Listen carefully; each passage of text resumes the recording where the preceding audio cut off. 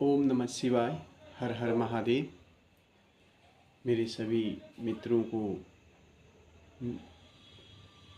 आने वाली दीपावली की बहुत बहुत शुभकामनाएं। हम आज एक विषय पे बात कर रहे हैं, जो विषय है परिक्रमा। परिक्रमा कैसे करें, पंचदेवों की परिक्रमा के बारे में लोग बागों में जानकारी कम है। अधिकतर लोग बाग 3 परिक्रमा कर देते हैं, जबकि अलग अलग देव के अलग अलग परिक्रमा हैं। सूर्य देव की परिक्रमा के बारे में कह रखा है, 7 बार की परिक्रमा भगवान सूर्य की होती है। उसी में नवग्रहों की भी 7 बार की परिक्रमा को जोड़ लेते हैं तो 7 बार की परिक्रमा भगवान सूर्य नारायण की होती है। उसके बाद द्वितीय जो हमारा दिन सफल हो, गणेश जी वाणी के स्वामी हैं, विनायक हैं। ऐसे भगवान गणेश जी की पूजा के बाद 3 परिक्रमाएं लगाई जाती हैं, इसलिए गणेश जी की 3 परिक्रमाएं ही हैं।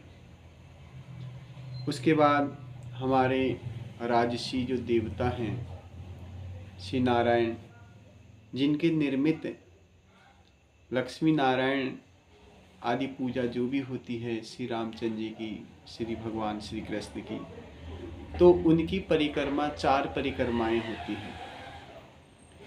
उसके अलावा आदिशक्ति भगवती की सिर्फ 1 परिक्रमा होती है। और जो लास्ट परिक्रमा जो आराध्य भगवान शिव हैं, उन परमात्मा शिव की, महादेव की सिर्फ आधी परिक्रमा होती है। अलग अलग नियम हैं, अलग अलग तथ्य हैं, लेकिन तथ्य में अधिकतर लोगों का मानना है कि भाई भगवान शिव पूर्ण हैं,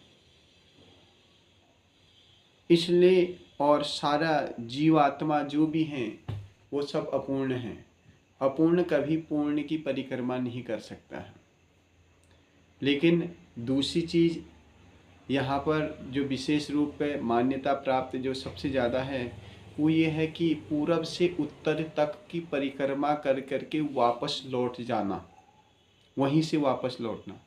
जहाँ पर जल हरि है वहाँ से जब जल गिरता है, सारे शास्त्र तीर्थ, सारे तीर्थ और सारे देवता वहाँ पर निवास करते हैं। ऐसे स्थिति में जब हम उसको नांग जाते हैं, पार कर जाते हैं, तो हमारे सारे पुण्य नष्ट हो जाते हैं। इसलिए उस जगह को नागना नहीं चाहिए। इसलिए भगवान शिव की पूर्ण परिक्रमा आधी है, पूर्ण नहीं है, आधी परिक्रमा ही करनी चाहिए। कुछ लोग कहते हैं 1.5 परिक्रमा का कोई महत्व है ही नहीं कहीं पर भी हो। भगवान शिव की सिर्फ आधी परिक्रमा होनी चाहिए, जल हरि से वापस हो जाना चाहिए बस। और लास्ट में यज्ञ पुरुष भगवान जो है वो भी नारायण हैं, उसकी 4 परिक्रमा होती है, यज्ञ की 4 परिक्रमा कर सकते हैं। आपको यह जानकारी कैसी लगी? हर हर महादेव।